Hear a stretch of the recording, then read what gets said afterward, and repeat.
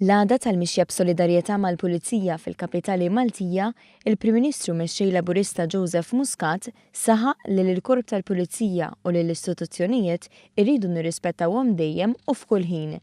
F'kollegament telefoniku fuq One Radio, Dr. Muscat irreaġixxa b'sodisfazzjon għall-appoġġ li ngħata lill-Korp fl-aħħar jiem b'reazzjoni għal każ tal-kuntistabbli Simon Xkembri ta' tlieta li għadda li ġab reazzjonijiet ta' xokk u ta' rabja fost ħafna nies. Il-Korp tal-Pulizija u l-Istituzzjonijiet f'pajjiżna u f'kwalunkwe pajjiż ieħor trid tirrispetthom dejjem u f'kull ħin u mhux meta jkun jaqbillek mod selettiv. U l-istituzzjonijiet trid tirrispetthom anke meta jkollok nuqqas bil magħhom għax l-istituzzjonijiet huma l-bażi li fuq tistrieħ demokrazija. Il-Prim Ministru elenka l-ħidma li saret u qed issir minn dan il-Gvern biex membri tal-Forzi tal-Ordni iwettqu ħidmithom b'serenità.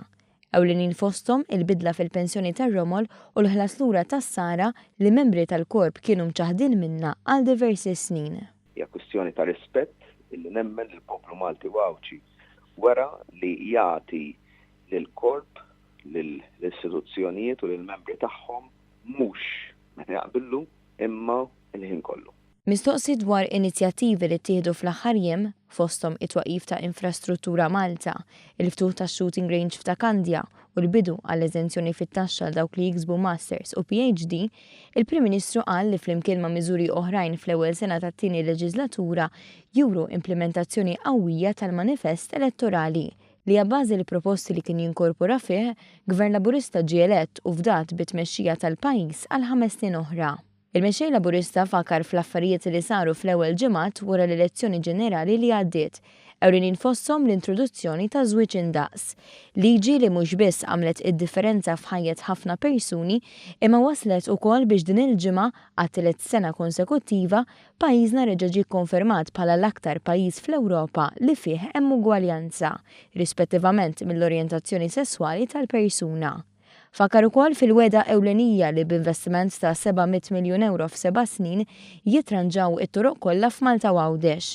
Hawnhekk il-Prim Ministru nnota li x-xogħol diġà beda bħal fir-roundabouts ta' bejn Ħalqormi u Ħallu qalet lestiet din il-ġimgħa li għalkemm mhumiex interventi maġġuri iħaffu it-traffiku f'pajjiżna.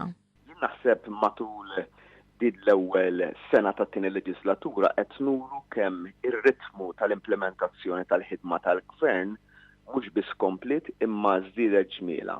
Il-Prim Ministru refera għall-ilment tal-Assoċjazzjoni Maltija tal-Lukandi u Ristoranti li ġibdet l-attenzjoni li forsi qed jiġu aktar turisti milli jiflaħ il-pajjiż.